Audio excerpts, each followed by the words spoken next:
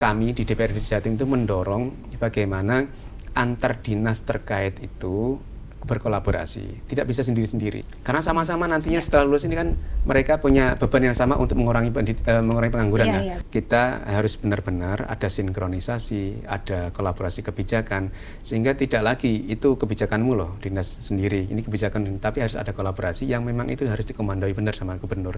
Kemampuan-kemampuan ini dimasukkan lah. Nanti setelah mereka lulus, siap kerja ditempatkan di mana saja. Lulus tidak jadi pengangguran, tapi sudah terserap di dunia kerja, ya kan?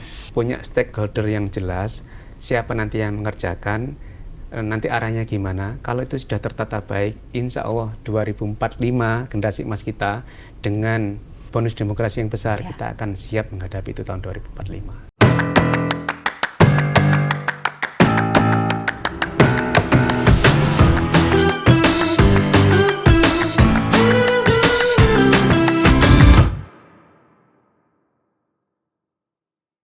Halo pemirsa, jumpa lagi di podcast Suara Jatim. Senang sekali saya Firda Siswoyo kembali menyapa Anda dalam podcast DPRD Provinsi Jawa Timur. Hari ini kita akan membicarakan topik yang sangat penting bagi kita semua, bahkan bagi suatu negara ya, yaitu tentang dunia pendidikan dan industri. Bagaimana menyinkronkan kedua hal ini. Jawa Timur saat ini tengah berada di puncak bonus demografi, di mana jumlah penduduk usia produktif lebih besar dibandingkan usia non-produktif. Kondisi ini bisa menjadi peluang emas bagi kemajuan ekonomi daerah, sekaligus menjadi tantangan besar dalam memastikan sumber daya manusia kita benar-benar siap menghadapi dunia kerja. Pertanyaannya, apakah sistem pendidikan dan pelatihan yang ada saat ini sudah sesuai atau sejalan dengan kebutuhan industri yang terus berkembang pesat? Apakah lulusan sekolah atau perguruan tinggi negeri di Jawa Timur saat ini sudah memiliki kompetensi yang relevan untuk diserap pasar kerja? Dan bagaimana strategi, kebijakan, dan juga langkah konkret yang perlu ditempuh oleh instansi atau pemangku kebijakan kita? Sudah bersama saya narasumber yang akan menjawab pertanyaan-pertanyaan ini. Beliau ini sangat istimewa, sangat inspiratif, sepak terjangnya jangan ditanya, dan prestasi karirnya juga luar biasa. Ada bersama saya Mas Jerry Irawan, Eshum, Wakil Ketua Komisi E DPRD Jawa Timur dari fraksi Golkar. Apa kabar Mas Jerry? Alhamdulillah, baik Mbak Firda. Saya panggil Mas aja ya. Monggo.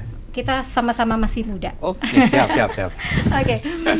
Mas Jerry, menanggapi tentang isu atau kondisi Jawa Timur ya, tentang bonus demografi. Dari perspektif pembangunan SDM di daerah, bagaimana Anda melihatnya?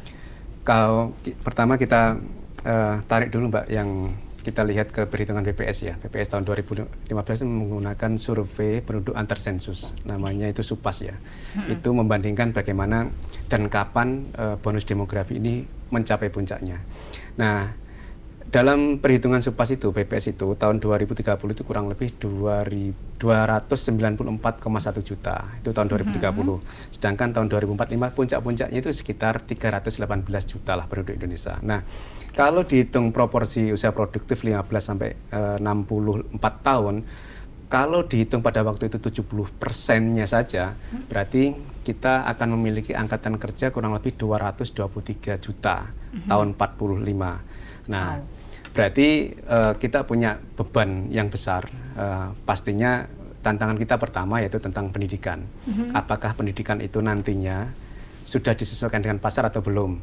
Apakah kita hanya stagnan, hanya cukup untuk kognitif saja? Nah, tantangan berikutnya adalah kesehatan.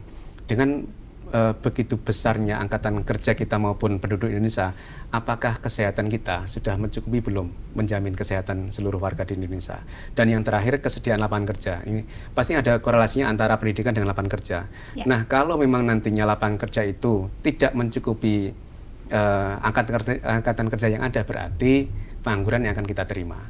Tetapi kalau lapangan kerja itu memenuhi, berarti kita satu sisi kebutuhan kerja kita di angkatan kerja kita cukup, dan pasti kita akan membutuhkan angkatan kerja dari dunia global. Nah, makanya dari itu kita lihat nanti apa kebijakan-kebijakan yang sudah dilakukan ini apakah nanti sudah sesuai atau belum. Nah, selain itu kalau kita lihat di kondisi nasional kita, tahun 2025 Agustus kemarin itu kita memiliki tingkat pengangguran terbuka itu sekitar 7,46 juta. Baik. Di Jawa Timur 960 ribu. Nah, sedangkan kalau kita lihat persentasenya TPT-nya berarti 4,85% nasional, berarti dari 100 orang ada 5 yang menganggur tidak kerja. Nah, kalau dari sekian itu angkatan terbesarnya itu umur 15 sampai 24 tahun. Itu yang tertinggi sekitar 16,89% angkatan kerja kita. Nah, kalau saya tarik ke Jawa Timur ini dari saya sebutkan tadi tingkat pengangguran kita adalah 3,88%, sekitar 960 ribu. Sedangkan lulusan penyumbang terbesar itu sekolah menengah kejuruan, yaitu sekitar 6,79% itu adalah dari lulusan SMK. Lebih tinggi dibanding SMP dan SD. Kalau SD tingkat penganggurannya 2,12%, lebih tinggi SMP. Padahal sudah punya kemampuan di sekolahnya masing-masing. Betul. Padahal sudah punya skill, malah angka penganggurannya lebih tinggi lebih tinggi. Jenjang SMK itu ya, lulus SMK itu ya. Kalau dibandingkan tahun lalu, Mas Jairi, ini kondisinya seperti apa kalau tahun ini? Kalau tahun lalu angkatan kerja kita itu bertambah 280 ribu loh di Jawa Timur ini. Berarti kan seharusnya kalau ada tambahan gitu, lapangan kerja sebenarnya ada segitu kan. Tetapi kenyataan kita untuk lapangan kerja masih belum terpenuhi. Jadi akhirnya kita memiliki memiliki jumlah pengangguran 960 ribu, yaitu atau 3,88% itu. Berarti lapangan kerja belum memenuhi. Nah, ada lapangan kerja yang memenuhi itu, yaitu kita bisa bekerja sama dengan Jepang dan Korea. Sekarang lagi menyediakan banyak lowongan di sana. Yang dibutuhkan itu yang pertama welder ya, tukang las. Terus kedua itu ada perawat, dan yang terakhir itu hospitality-nya. Nah, jadi itu adalah peluang besar yang bisa menampung lulusan kita. Kalau memang di dalam negeri tidak punya, maka kita harus mempersiapkan mereka untuk bertarung di luar negerinya. Karena di luar negeri lebih banyak lowongan yang dibutuhkan dari teman-teman kita yang di DI. Pertanyaannya, apakah mereka sudah siap? Untuk saat ini sebenarnya gini, secara kapasitas mereka sebenarnya sudah siap. Tapi gini, ada beberapa hal, makanya kami di DPRD Jatim itu mendorong bagaimana antar dinas terkait itu berkolaborasi, tidak bisa sendiri-sendiri. Nah, contohnya yang paling saat ini yang seharusnya bisa mengejar ini adalah Dinas Pendidikan bekerja sama dengan Dinas Tenaga Kerja. Karena sama-sama nantinya setelah lulus ini kan mereka punya beban yang sama untuk mengurangi pengangguran. Betul. Nah, kenyataannya di Jawa Timur ini sepanjang saya menjabat di DPR Jawa Timur ini sebenarnya ada yang terputus antara Dinas Pendidikan dengan Dinas Tenaga Kerja. Nah, Dinas Tenaga Kerja itu baratnya mereka setelah lulus dimasukkan ke PLK, diajari kemampuan yang lain. Nah, kami mendorong sebenarnya bagaimana Dinas Tenaga Kerja dan Dinas Pendidikan itu kolaborasi. Kalau memang diizinkan secara peraturan, advisernya, orang-orang yang ahli di Dinas Tenaga Kerja ini bisa masuk di sekolah-sekolah ini, baik nantinya secara kebahasaan atau nantinya ke keterampilan yang lain. Sebenarnya kan di SMK ada welder, ada las ya, kemampuan las. Di BLK juga ada las. Kenapa nggak dijadikan satu? Masih di itu kolaborasi lah, biar nanti anak-anak setelah lulus ini tidak perlu masuk ke BLK lagi untuk pelatihan, tapi anak setelah lulus, setelah cukup dewasa, cukup umur, mereka langsung bekerja ke luar negeri. Jadi maksudnya waktu si anak atau siswa ini masih berada di sekolah, mereka sudah punya plan atau rencana ke depannya, dia mau merencanakan masa depannya seperti apa, seperti itu kan yang diharapkan ya. Berarti sejauh ini belum ada seperti itu. Nah, sepanjang saya tahu, itu masih belum ada koordinasi yang lebih baik antara dua ini. Nah, kita dorong ke sana agar ada kolaborasi, ada sinergi, sehingga anak lulus ini nggak perlu lagi masuk ke BLK, tapi bisa langsung diserap oleh tenaga kerja. Nah, saya kemarin ada ini yang kami lakukan di Dapil maupun di salah satu di pesantren di Sampang itu, mereka mencoba untuk merubah kurikulum. Kurikulum ini memang anak-anak yang masuk SMK disiapkan untuk siap kerja memang. Oh, keren dong ya. Dimulai dari kelas 1, mereka akan dispesifikasikan milih kuliah atau milih kerja. Nah, diajar nanti kelas 2 atau kelas 11 mereka akan dicek lagi pilih belajar kuliah atau bekerja. Nah, nanti kalau kelas 11 mereka sudah menetapkan keinginannya, maka di kelas 3 nanti disalurkan beberapa perusahaan yang memang bisa menjadi tempat mereka berpraktek. Nah, setelah mereka berpraktek, maka lulusnya sudah punya sertifikat profesinya. Satu, sudah punya sertifikat profesi atau sertifikasi profesinya dia punya. Kedua, keterampilan magang di perusahaan dia sudah punya. Nah, yang ketiga, kemampuan bahasa karena dia di pondok, maka dia disiapkan kebahasaannya baik bahasa Arab ya, bahasa Korea atau bahasa Jepang. Jadi 3 ini sudah kemampuannya. Tinggal nanti setelah kelas 3 dicek apakah dia layak untuk diterima di Jepang atau Korea atau tidak. Nah, tapi kemampuan 3 dasar ini udah punya. Oke, berarti di situ diajarkan 3 bahasa itu tadi? Atau sudah disaring, kamu mau kemana? Kita pilihan, kalau memang dia keinginannya nanti ke Jepang, berarti dia difokuskan, dia belajar bahasa Jepang sejak dia kelas 1. Kalau memang dia ke Korea, berarti dia harus ada penambahan kemampuan dia di bahasa Korea. Tapi kalau bahasa Arab di pondok kan sudah tiap hari, makanya tinggal aplikasi saja. Udah sejak berapa tahun? Ini saya kemarin Pondok Pesantren Nahdlatul Thulab Sampang itu sudah mengirim kurang lebih 5 alumni. Sudah mengirim 5 alumni. Dan ini bahasanya sebagai getok tularnya nanti. Kalau ini berhasil, maka perjalanan berikutnya insya Allah lebih mudah lah. Karena sudah ada bisa contoh jadi yang role berhasil. Model ya, jadi buat role modelnya SMK yang lainnya ya. Benar. Berarti potensi ekonomi yang bisa dihasilkan Jawa Timur sebetulnya jika momentum ini dikelola dengan baik, pasti sangat bagus ya, Mas. Iya. Karena kita gini, kepinginan kita anak-anak yang SMK itu mereka, karena memang tujuan awal dibentuknya SMK, tujuan khususnya adalah mereka siap kerja. Iya, betul. Bukan siap kuliah ya, siap masuk dunia kerja.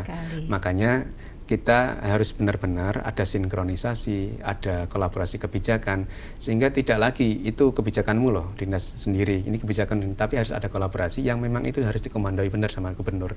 Dan itu sesegera mungkin, karena kita lihat Pak Prabowo di beberapa kesempatan ini juga menyiapkan pendanaan yang besar untuk pendidikan anak-anak SMK sebenarnya. Contohnya kemarin Menteri Koordinator Pemberdayaan Masyarakat Cak Imin itu juga menyiapkan anggaran yang besar lah, kurang lebih 12 triliun untuk beasiswa pasca SMK. Nah, ini kan kita perlu ini. Kalau kenapa tidak dimasukkan ke SMK? Kenapa harus nunggu setelah lulus SMK? Nah, ini perlu kita duduk bersama juga.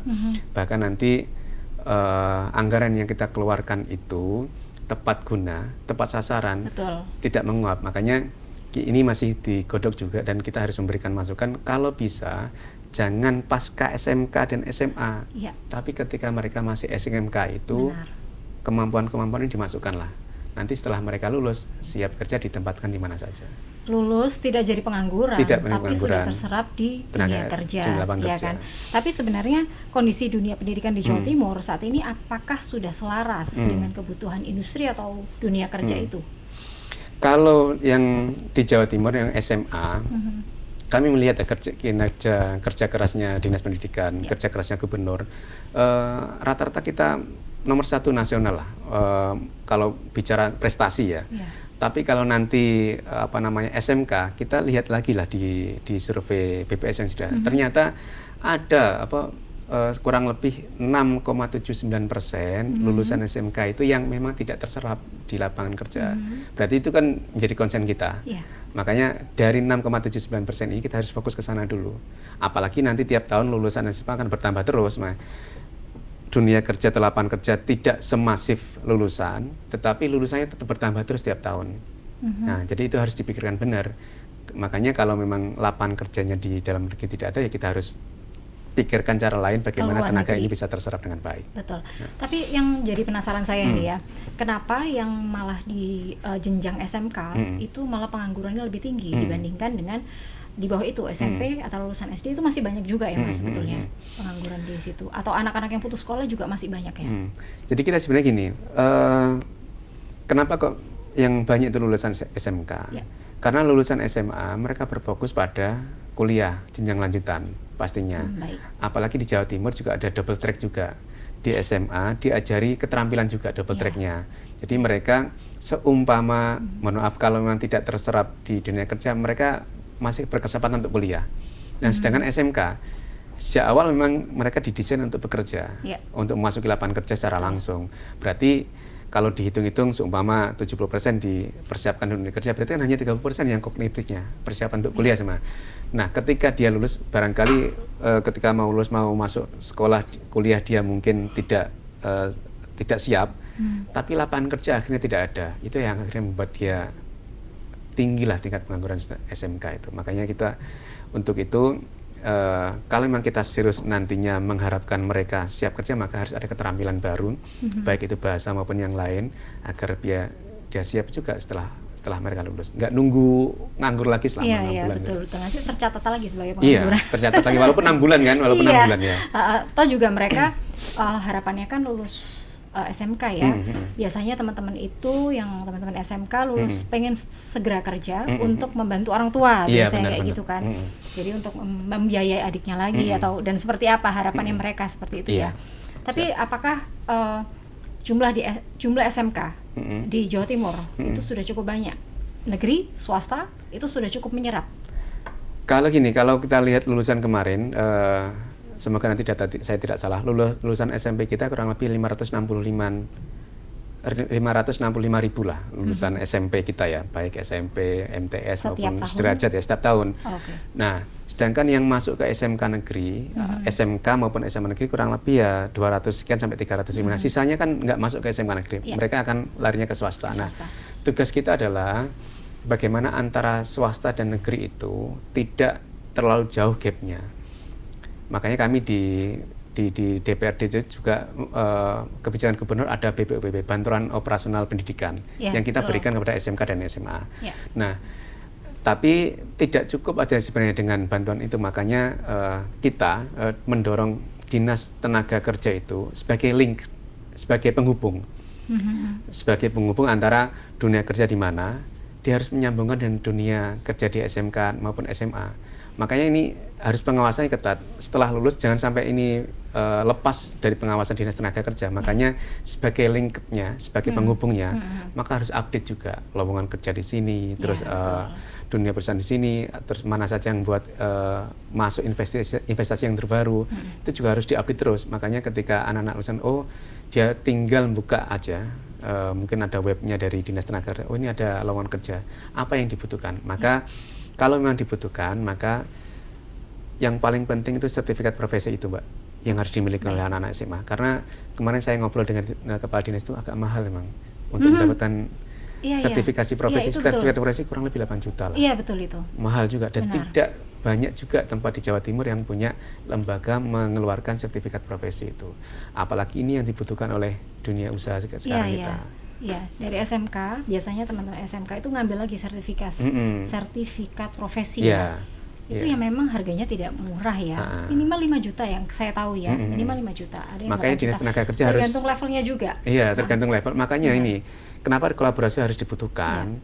Jadi nanti setelah dia lulus ya dia punya sertifikat profesi itu, tidak perlu ngambil lagi di tempat lain, karena di sekolah itu kan sudah cukup 3 tahun sebagai latihan keterampilan sudah cukup sebenarnya. Welder aja ada berapa level ya Mas ya? Ada yang pipa di bawah tekanan berapa saya nggak hafal, tapi yang jelas kalau nggak salah ada 5C, 3C, 2C, belum lagi yang di laut dan pipa laut itu juga butuh. Itu beda lagi nanti. Makanya kalau udah ngambil yang ini tapi nggak punya ini, ternyata dia diterima di perusahaan ini, ya nggak bisa, harus ambil sertifikasi itu lagi. Makanya tugasnya yang di Dinas Tenaga Kerja ini sebagai penghubung, maka update juga kebutuhan semua di luar negeri ya, kebutuhan di Korea itu apa saja yang dibutuhkan, syarat-syaratnya apa saja. Ini yang segera dikolaborasikan dengan Dinas Pendidikan. Biar ini sambung terus. Jangan sampai ini sudah update di Dinas Tenaga Kerja, sudah update dengan berbagai macam persyaratan yang ada di luar negeri, ternyata Dinas Pendidikan nggak sambung. Nah, makanya itu perlu sambungan yang baik dan jelas agar terus berkesinambungan. Iya, tapi sebenarnya kurikulum SMK sendiri dan pendidikan vokasi kita yang saat ini ya, apakah sudah cukup adaptif terkait dengan perubahan industri yang sangat cepat ya, terutama di sektor manufaktur, digital, kemudian juga kreatif, itu seperti apa? Nah ini kalau ini pendidikan kan pastinya kita akan berharap banyak pada pemerintahan pusat ya. Harus ada keberanian mempercepat jurusan yang ada, perubahan jurusan yang ada di SMK. Contoh saja ini yang salah satu penyumbang itu adalah lulusan teknik mesin ya. Dari dulu ada teknik mesin. Nah, padahal lapangan kerja kita juga tidak semuanya membutuhkan teknik mesin ya. Makanya harus ada percepatan. Kita mendorong juga pemerintah pusat bagaimana nanti SMK ini kalau bisa, kalau memang ada jurusan yang memang sudah tidak sesuai dengan zaman ya segera ganti. Baik. Tapi kan ini urusannya dengan administrasi, itu betul. urusannya dengan akreditasi, kan tidak mudah. Ya kami masih menunggu itu dan berharap sebenarnya, berharap ada percepatan. Kalau di kampus pun ada percepatan kan. Kalau memang jurusan ini sudah nggak layak sebagai jurusan untuk menyerap kan sudah diganti, segera diganti kan. Iya, betul. Diganti jurusan yang lebih atau diganti nama yang lebih baik, yang sesuai dengan perkembangan zaman. Makanya di SMK pun seharusnya sama. Dan kalau di perguruan tinggi juga materinya akan bertambah ya, Mas? Akan bertambah. Itu kalau yang kita tahu di perguruan tinggi ekuivalensi. Ya benar. Kadang-kadang udah terlanjur kuliah, terus kena ekuivalensi, kita harus molor kuliahnya. Harus molor, tapi memang itu menyesuaikan perkembangan zaman juga, gitu kan, kebutuhan kita gitu loh. Dan itu harus berani juga di SMK kita harus berani secepat itu untuk mengikuti perkembangan zaman. Bahasanya kan setiap zaman ada orangnya dan setiap orang ada zamannya. Kan nggak mungkin zaman yang sudah tahun 2025 ini menjelang tahun 2045 digarap seperti tahun 80-an nggak mungkin. Makanya harus ada percepatan-percepatan yang memang itu nantinya sesuai dengan kebutuhan zaman dan kebutuhan anak-anak yang di sana. Gitu. Sejauh mana peran pemerintah daerah dan DPRD dalam mendorong transformasi pendidikan itu agar ya lebih berbasis keterampilan dan kebutuhan lapangan pekerjaan? Kemarin kami di Komisi E itu kan banyak sebenarnya mitranya ya, Dinas Pendidikan, Dinas Tenaga Kerja, Sosial, Kesehatan, Budaya, Agama. Nah, salah satunya kemarin ketika kami berkunjung di beberapa PLK itu, sebenarnya kami mendorong PLK itu, ada beberapa hal yang kami dorong. Pertama adalah reorientasi jenis pekerjaan yang dilatih di sana. Kalau memang dari dulu potong rambut ya bahasanya, ya jangan terus-terusan potong rambut kalau memang pelatihannya itu. Kalau di sana pelatihannya make up, ya jangan terus-terusan make up. Atau lagi memang kalau kebutuhannya sekarang ibu-ibu kebutuhannya adalah bagaimana TikTok affiliate itu. Kenapa nggak diajarkan di PLK? Nah, sampai ibu-ibu mahir kan. Apalagi sekarang ada Facebook Pro. Facebook Pro itu kan nantinya mengajari bagaimana mengedit, bagaimana mengambil gambar. Kenapa nggak itu yang diajarkan? Belum ada ya? Sampai saat ini belum. Sampai saat ini belum ada. Padahal tapi kalau desain Canva ada, kalau desain digital, tapi kalau yang secara spesifik untuk ngajari, ambillah 20 atau 60 atau 100 ibu-ibu lah yang nanti dibagi berapa, ajarilah TikTok affiliate. Itu kan betul. Mungkin nanti akan bisa menambah penghasilan mereka. Iya, benar. Nah, yang kedua adalah itu tadi Disnaker sebagai link penghubungnya antara pencari kerja dan dunia kerja. Itu harus dilakukan sebenarnya. Ketika digitalisasi PLK. Digitalisasi PLK itu ya sekarang pelatihan-pelatihan digital, mulai edit dan sebagainya, desain-desain juga harus mulai diadakan lebih banyak di sana. Jangan yang difokuskan manufaktur semua. Kan anak muda sekarang belum tentu mau kerja di pabrik kan, manufaktur kan belum tentu juga kan. Makanya harus disesuaikan dengan zaman. Dan terus yang terakhir, nah ini yang saya lakukan di Dapil itu adalah bagaimana mendekatkan antara PLK atau LPK, Lembaga Pendidikan dan Keterampilan itu kolaborasi dengan sekolah, kolaborasi dengan pihak perbankan. Nah, seumpama nanti SMK karena di sana belum ada bahasa, ini salah satu ada di Pondok Panggung itu, kami mau kerjasama itu, saya mencarikan guru bahasa Jepang dan Koreanya untuk ngajar di sana, bukan tiap hari tapi mungkin seminggu 3 kali lah. Nah nanti kan kita bisa pikirkan pembiayaannya. Terus kedua, kami juga membawa pihak perbankan, baik Bank Jati maupun Bank UMKM Jawa Timur, itu untuk menalangi ketika nanti mau berangkat ke luar negeri. Berarti betul. Dia nanti mulai pelatihan sampai pemberangkatan sudah ada yang nanggung perbankan. Nah, nanti keuntungan dari PJTKI apa? Dia kan bisa kerjasama dengan perbankan. Oke, mungkin pembiayaan ini ditanggung bankan dulu. Nanti anaknya ini ketika sudah bekerja di Jepang atau Korea, kan tiap bulan bisa bayarnya di perbankan ini, bukan di PJTKI-nya. Nah, itu akan secara transparansi nanti secara kejujuran, secara kepercayaan akan dapatlah di sana. Kalau 2-3 hal ini bisa bekerja sama dengan baik, kok rasa-rasanya saya optimis lah anak-anak SMK, teman-teman SMK kita menyambut dengan positif dong. Menyambut dengan positif pasti. itu.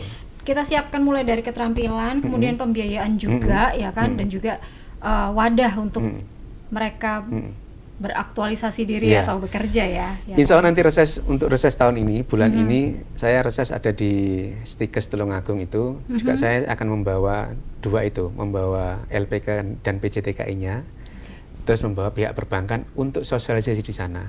Karena waktu 6 bulan lalu ketika saya reses di Stikes ini ada beberapa, Pak, saya nanti kira-kira setelah lulus kerja di mana? Padahal dia punya keterampilan loh ya. Iya. Dia masih ragu dengan mana. Makanya kita dekatkan dengan PJTKI-nya, kita dekat dengan perbankan. Kalau mau ke luar negeri, kita akan fasilitasi itu. Mantap, bagus. Ini seperti udah nggak Indonesia cemas lah kita. Indonesia emas 2045. Iya, ini kalau kita ngobrol gini, ini udah Indonesia emas ini depan mata lah 2045. Amin, semoga ya. Amin. Oke, kalau dari kacamata DPRD ya, khususnya Komisi I, apa faktor kunci keberhasilan untuk memanfaatkan bonus demografi ini, Mas? Bonus demografi ada tantangan 3 itu harus kita cari solusinya. Kami di DPRD itu kemarin menganggarkan untuk Dinas Tenaga Kerja itu 295 miliar. Itu mungkin nanti kita edit lah sedikit setelah ada efisiensi ya. Dan kita memberikan, kita punya 16 PLK, kita berikan 4-6 miliar per PLK untuk melatih anak-anak di sana. Nah, kalau pelatihan itu nantinya seumpama kok bisa disinkronkan dengan Dinas Pendidikan, itu efeknya akan lebih besar, yang dicakup lebih banyak, dan nantinya hasilnya juga insya Allah lebih baik. Itu kerja kita untuk bonus demografi di lapangan pekerjaan Dinas Tenaga. Di kesehatan kami meminta 14 rumah sakit Jawa Timur itu untuk memulai spesifikasi tersendiri. Kalau seumpama di Sudono sekarang insya Allah sudah mulai ada pelayanan lansia. Nah, nanti di Rumah Sakit Sutomo dia keahliannya spesifikasinya di apa. Saiful Anwar spesifikasinya apa. Dengan itu maka pelayanan kesehatan kita insya Allah lebih baik karena mereka sudah punya spesifik, dan kita mendorong untuk sister hospital. Sister hospital itu seumpama contohnya di Malang itu kalau Saiful Anwar penuh, setidaknya bisa lari ke RS Batu, Rumah Sakit Batu. Itu juga milik provinsi juga. Nah, itu harus kita benar-benar sepakati, dan harus benar-benar ada kolaborasi yang penuh agar pelayanan rumah sakit kita di puncak nanti tahun 2045 ini tidak menjadi beban kita. Tapi itu berlaku spesialisasi itu ya, tidak hanya di rumah sakit daerah ya, rumah sakit swasta juga ya, Mas? Nah, kalau rumah sakit swasta pasti kita akan dorong ke sana juga. Tapi kan kita lebih menyoroti karena yang di bawah Pemprov itu kan rumah sakit milik daerah, milik provinsi. Kita dorong percepatannya. Dari kami ini evaluasi sedikit. Dari saya masuk Dewan itu 31 Agustus 2024 ya. Ketika kami rapat perdana dengan beberapa rumah sakit itu langsung saya minta lihat Google review-nya. Apa yang ada di sana. Pasti cacian banyak. Sekali. Tetapi tidak satu pun, ya mungkin adalah tidak banyak yang mengeluhkan tentang fasilitas. Yang dikeluhkan adalah pelayanan. Nah, betul. Akhirnya ini saya dan matur ke direktur-direktur dan beberapa teman-teman akan saya cek Google review ini tiap tahun. Nah, kemarin waktu kami rapat hearing sebulan yang lalu di Sidoarjo, kami kumpulkan seluruh direktur rumah sakit, coba cek satu persatu di Google review-nya. Alhamdulillah ada yang sudah mulai baik, pelayanannya banyak anjung tuh. Dulu yang bintangnya 4,1 sudah ada yang naik menjadi 4,5. Dan itu sebenarnya kita ditugasi ya memang harus untuk itu. Anggaran memang kita bantu, pengawasan harus kita terus lakukan kepada rumah sakit kita maupun Dinas Tenaga Kerja. Nah, yang ketiga adalah ini perundang-undangan peraturan. Makanya kalau memang kita mau membutuhkan pelayanan Dinas Tenaga Kerja itu lebih baik kita dukung dengan peraturan yang ada, baik Perda maupun Pergub nanti kita siapkan.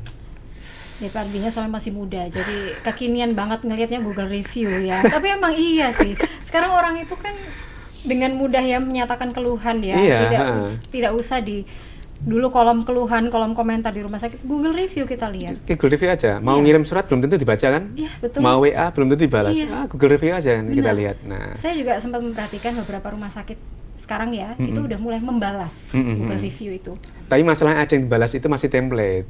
Iya, benar. Makanya kita dorong kalau di situ ada komplain yang memang komplain perbaikan, jawabnya jangan template. Iya, benar-benar dibaca dan itu menjadi lecutan kita untuk memperbaiki diri. Sebenarnya itu kan. Baca, dievaluasi sehingga ya akhirnya mereka memang bisa melayani secara baik ya. Dengan sepenuh hati lah, kan pelayanan kan. Apalagi rumah sakit ya, kita datang sakit, maunya kan dilayani dengan baik ya. Kalau pelayanannya udah kayak gitu ya, nggak tambah sembuh ya, tambah. Guyonan kita itu, kalau sakit terus datang ditanya dengan baik, disenyumi, minimal 20% lah penyakit kita itu. Oh iya, betul sekali. Kalau datang terus tiba-tiba dimarahi, apalagi saya pernah di beberapa rumah sakit itu lihat lah.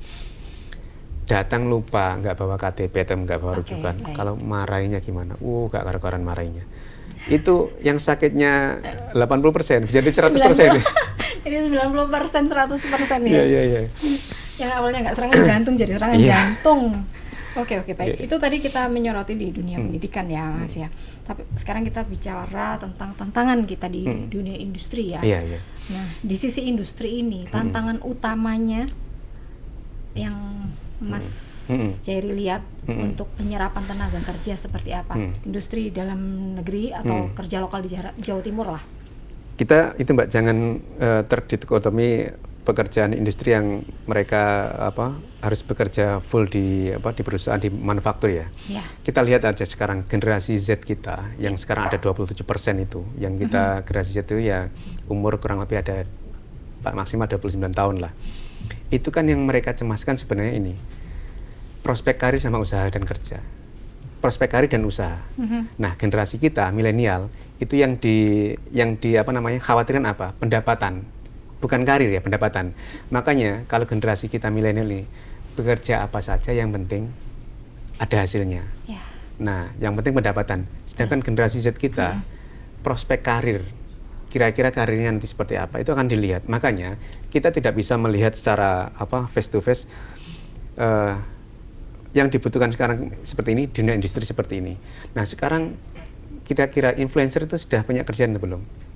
Harusnya udah dong. Karena dia sebagai influencer kan sebagai kerja. Kalau itu kita harapkan mereka bekerja di dunia industri, nggak mampu juga, nggak mau juga. Benar. Karena makanya sekarang harus ada redefinisi kira-kira yang sudah memiliki kerja itu sudah mapan dunia kerja itu apa saja, nggak harus di dunia industri juga, itu betul. Nggak harus. Makanya sekarang kita dorong lah yang dunia digital kita dorong, sebagai influencer kita dorong juga, mereka itu lebih besar lah penghasilan daripada yang benar. Dan kedua dan selanjutnya keinginan kita juga dan kita dorong ke pemerintah provinsi untuk membuka investasi yang besar juga di Jawa Timur ya, di Gresik. Beberapa tambang itu juga masuk kan, namanya investasi yang masuk besar juga. Makanya ini juga harus disesuaikan dengan. Tetapi kalau yang tidak mau masuk ke dunia industri, kita kasih alternatifnya seperti apa? Benar. Influencer boleh lah, TikToker boleh lah. Tadi harus ada pelatihan keterampilan harus di ada luar juga. Sektor manufaktur, industri dan lain sebagainya. Karena sebenarnya kalau melihat sekarang ini ya, zaman sekarang ini beda sama zaman kita dulu ya Mas ya. Kalau kerja itu harus kantor kan. Kalau sekarang enggak, di mana aja bisa. Yang penting cuan. Bener, remote, freelancer banyak banget. Yang penting cuan, bener. Bahkan freelancer tidak hanya klien, saya punya temen kliennya itu tidak hanya orang lokal atau orang Indonesia ya, tapi luar negeri bahkan. Itu freelance loh. Kalau itu dianggap pengangguran, berdasarkan omong-omongan tonggo. Nah, ngomongin tonggo kan Benar, pengangguran juga iya, kan. benar. Padahal nggak tahu dia. Nah, minggu tuyul berapa? Iya, Padahal itu minggu secara tuyulnya Benar. memang di otaknya sama di Iya, itu iya, gadgetnya benar. itu yang Itu memberikan mereka. luar biasa sih sekarang itu. Jadi kalau dibilang nggak kerja, loh kerja. Nah. Ini bawa laptop, bawa handphone aja, bakal handphone aja itu udah dia menghasilkan cuan gitu loh. Makanya harus didefinisi ulang Iya. yang bekerja itu seperti apa, terus yang memiliki pekerjaan itu seperti apa. Jangan sampai semua harus diarahkan ke kantor ya. Nggak Iya, cukup juga iya, kita kalau iya, harus betul memikirkan. sekali. Tapi Dan ini akhir-akhir ini juga kita melihat kebijakan pemerintah juga arahnya ke sana kok. Maksudnya pembukaan lapangan kerja harus terus ada. Terus kemarin saya lihat kebijakannya Pak Purbaya harus menghentikan thrifting, walaupun itu berefek sama teman-teman kita di pegiat thrifting, tapi kan pegiat tekstil kita kan itu juga menjadi hal yang bisa masuk juga nanti. Walaupun ya kebijakan harus ada itulah, pasti ada negatif positif. Mungkin kerugian di teman-teman thrifting kita, tapi di perusahaan manufaktur kita kan besar juga sebenarnya untuk masuk ke sana. Penyediaan kembali lah kain-kain kita, terus fashion itu juga kita melindungi kita juga kan sebagai sama. orang Indonesia, Benar. orang yang di dalam negeri, pasar kerja, dunia industri itu sebenarnya terlindungi dengan kebijakan itu ya. Oke, baik-baik. Kalau dari sisi penganggaran kebijakan ya, sektor apa yang saat ini menjadi prioritas DPRD untuk memperkuat link and match pendidikan dan industri? Kita ini berharap sektor pariwisata menjadi hal yang utama juga, sektor pariwisata. Maka di beberapa wilayah seperti Banyuwangi, terus beberapa wilayah juga kayaknya di Blitar Tulungagung juga memposisikan diri masuk ke dunia pariwisata lebih besar lagi. Itu rasa-rasanya juga banyak lah teman-teman kita yang bisa terserap ke dunia pariwisata. Contohnya sekarang kalau Mbak Veda main ke Tulungagung ada Pantai Gemah, ada pantai-pantai yang baru di wilayah JLS itu sudah menyerap berapa ratus pekerja di sana. Walaupun nantinya itu bukan secara formal ya, tapi mereka sudah punya pekerjaan, sudah punya penghasilan, itu harus diapresiasi juga. Makanya nanti sektor pariwisata menjadi salah satu sektor yang akan kita bidik lebih luas lagi kapasitasnya untuk menyerap tenaga kerja di sana. Hospitality ya. Iya, hospitality. Selain nanti yang di luar negeri ya pastinya, tapi kita tidak akan menanaktirikan potensi yang ada di dalam negeri lah, entah nanti pariwisata atau apa, itu akan kita. Tapi menarik kalau memang ada ini ya, kesempatan untuk bekerja di luar negeri itu ya. Jadi opsinya tidak hanya bekerja di dalam negeri, tapi juga di luar negeri. Sementara yang di dalam negeri kita maksimalkan potensinya, fasilitas-fasilitas kita penuhi, keterampilan, vokasi kita penuhi lah oleh dinas pendidikan maupun dinas tenaga kerja tadi yang Mas Chairi. Jadi ini peluang gitu loh, bukan ancaman gitu. Iya. Tapi nanti kita juga harus gini, kalau memang kita bersikeras atau bersemangat untuk mengirimkan putra-putri terbaik kita untuk bekerja di luar negeri, ya kita harus legowo juga ketika ada calon-calon pegawai atau tenaga kerja yang masuk ke Indonesia. Kan kemarin seperti itu kan, ini kan sudah warga global kan ini, makanya antisipasi itu juga harus disiapkan juga. Kalau memang kita dengan legowo, dengan keras hati, dengan semangat mengirimkan mereka, berarti di satu sisi kita harus legowo juga ketika ada hal yang masuk ke sini juga, itu menjadi potensi persaingan kita juga. Nanti mungkin kemarin sempat Pak Presiden atau siapa kemarin ada tenaga kesehatan yang akan masuk di Indonesia. Berarti harus menjadi pelecut kita bahwa kita harus siap bersaing benar dengan mereka. Betul. Jangan sampai kita sedang mengirimkan orang ke luar negeri, tetapi kita menolak warga global yang lain menerima masuk ke kita. Maka itu kalau kita sudah bersepakat menjadi warga global, maka konsekuensi itu harus diambil juga. Kebanyakan warga global yang sudah di sini, kebanyakan dari negara apa, Mas? Kalau di Bali itu kan banyak Rusia juga, Australia banyak juga. Makanya kalau seumpama nanti di pariwisata itu ada kebijakan ada pungutan atau pajak untuk pendatang, itu sebenarnya menguntungkan kita juga. Makanya yang penting ini secara regulasi kita siap, secara kemasyarakatan kita juga siap. Jangan sampai secara kemasyarakatan siap tapi regulasinya nggak ada. Nanti akhirnya apa? Kita punya persoalan lagi tentang warga negara asing di di Indonesia. Contoh aja di Bali. Sekarang banyak yang motoran sedang nggak pakai helm dan sebagainya, nggak punya SIM, nggak apa. Itu kan menjadi permasalahan WNA kita di Indonesia. Betul. Makanya di satu sisi kita menyiapkan warga kita siap untuk menerima, tapi secara regulasi juga harus disiapkan juga. Dan regulasi itu jangan regulasi karet juga, nanti seperti ini bisa tarik ini, bisa tarik ini. Itu menjadi firm. Makanya orang bisa masuk ke suatu negara itu kalau memang regulasinya bagus, mereka akan mau juga masuk ke suatu sebetulnya negara. Di mana bumi dipijak, di situ langit dijunjung. Nah, itu yang penting itu sebenarnya. Iya kan. Dan SDM kita yang luar negeri juga harus menghargai atau menghormati culture. Ya kan, culture negara yang dia tinggali saat itu, ya kan. Harus menyesuaikan diri lah. Seperti itu. Tapi kalau untuk kolaborasi antara DPRD dan juga dunia kerja untuk pelatihan magang itu sejauh ini seperti apa, Mas? Apakah sudah intens atau gimana? Beberapa, kalau di kebijakan kami adalah kami di DPR itu banyak teman-teman yang magang juga. Kalau yang arahnya ke politik ya, kebijakan-kebijakan yang ada di Jawa Timur, kita banyak menerima juga kalau masih magang di DPR Jawa Timur. Nah, sekarang di nasional kan ada program magang itu kan, magang nasional itu juga harus kita ambil. Kalau dulu waktu Pak Jokowi itu kan ada program prakerja ya.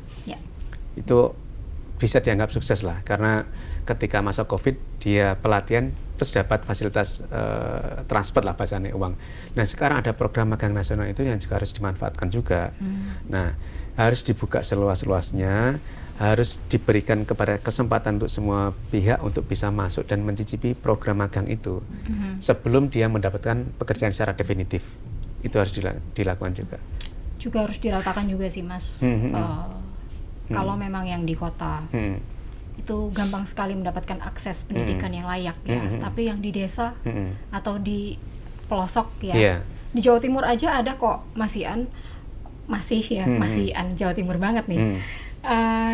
Sekolah yang masih jauh atau harus menyeberang sungai itu masih ada. Masih Pak, masih ada Mbak, di Blitar pun masih ada. Sidoarjo masih ada loh, Mas. Sidoarjo ada salah satu desa itu agak jauh dari itu dan naik perahu biasanya. Iya, betul. Dulu teman-teman saya di sana itu ngajar, UNER mengajar lah di sana itu beberapa bulan mereka ngajar dan itu yaitu harus tugas besar kita lah, harus menyesuaikan pendidikan. Dan sekarang apalagi Pak Prabowo juga punya sekolah rakyat, itu juga harus dimanfaatkan dengan baik. Terus ada makan bergizi gratis juga harus dimanfaatkan dengan baik. Harus kita dukung gitu. Harus kita dukung. Program mulia itu harus kita dukung sebenarnya. Siap. Meskipun implementasinya di lapangan memang tidak semudah membalikkan telapak tangan. Iya, karena satu memang cakupannya besar, dua berhubungan dengan nyawa orang, makan. Jadi itu ya pelan-pelan lah kita perbaiki. Kita awasi bersama, DPR punya tugas mengawasi, pemerintah punya tugas untuk mempercepat itu. Antara mempercepat dengan pengawasan juga harus imbang. Nggak bisa mempercepat terus, tapi harus ada pengawasan yang melekat juga. Kemarin salah satunya kita ngobrol akhirnya meluas ya, melebar. Kita ngobrol cuma sedikit aja deh, perihal tentang makan bergizi gratis. Tiba-tiba ada yang keracunan. Karena di satu sisi percepatan diteruskan, pengawasan yang tertinggal. Makanya kita juga mendorong kalau memang SPBG itu bermasalah, hentikan dulu sementara sampai ada perbaikan, evaluasi, SOP diperbaiki, setelah itu jalan lagi, diperluas lagi. Kan kita punya target 3.000-an lebih lah di Jawa Timur kan SPBG. Maka sekarang yang ada sekitar 700-an lebih, masih ada jangka waktu panjang, pengawasan harus diperketat juga. Percepatan kita lihat kondisi di lapangan harus seperti apa. Oke, baik, kita kembali ke jalan yang lurus. Tapi kalau yang saya harapkan ya sebenarnya tidak hanya generasi muda yang siap bekerja, tapi juga mungkin bisa disampaikan nih sama anggota DPRD yang lain atau pemerintah Provinsi Jawa Timur bahwa generasi muda ini tidak hanya pencari kerja tapi juga pemberi kerja nantinya, Mas. Mungkin keterampilan itu juga bisa ditambahkan di situ gitu ya. Kalau saya menurut saya, karena banyak banget sekarang model pekerjaan itu bidangnya banyak sekali dan kreatif anak-anak sekarang terutama Gen Z itu ya, itu kreatif banget sih. Oke, mungkin ini jadi closing statement ya. Mas Jairi, pesan atau komitmen Mas Jairi sebagai anggota DPRD agar masyarakat Jawa Timur ini dalam mendukung ya untuk mempersiapkan generasi produktif yang unggul dan siap bersaing, baik itu dari siswanya atau dari orang tuanya juga. Jadi kunci untuk keluar dari itu semua, karena ada yang ada di undang-undang kita kan mencerdaskan kehidupan bangsa, terus mewujudkan kesejahteraan umum. Ya. Itu menjadi janji kita untuk mereka. Maka yang terbaik adalah kolaborasi. Ya. Kolaborasi antar dinas, terus kolaborasi antar pemerintahan. Kita tidak bisa kerja sendiri-sendiri. Ya. Dengan kolaborasi itu setidaknya satu persoalan bisa digarap berdua lah bahasanya. Ya. Kalau sendiri-sendiri kan satu persoalan digarap sendiri-sendiri. Makanya kalau kolaborasi itu satu persoalan bisa digarap bersama sehingga kita punya roadmap yang jelas, punya stakeholder yang jelas, siapa nanti yang mengerjakan, nanti arahnya gimana. Kalau itu sudah tertata baik, insya Allah 2045 generasi emas kita dengan dengan bonus demokrasi yang besar, kita akan siap menghadapi itu tahun 2045. Amin, amin ya Rabbal Alamin. Itu kuncinya. Semoga itu tidak hanya jadi wacana belaka dan juga sustain ya Mas. Semua programnya itu bisa sustain bertahun-tahun ke depan bisa digunakan, gitu kan. Nah, kalau kayak gini ngobrol udah nggak ada Indonesia cemas ya Mas. Indonesia emas kita ngomongnya. Amin, amin. Siap. Oke, baik, terima kasih Mas Jairi. Terima kasih, Mbak, sudah meluangkan waktu ke sini berbagi bersama kami, sharing informasi yang edukatif juga gitu ya. Baik, demikian pemirsa podcast DPRD Provinsi Jawa Timur edisi kali ini.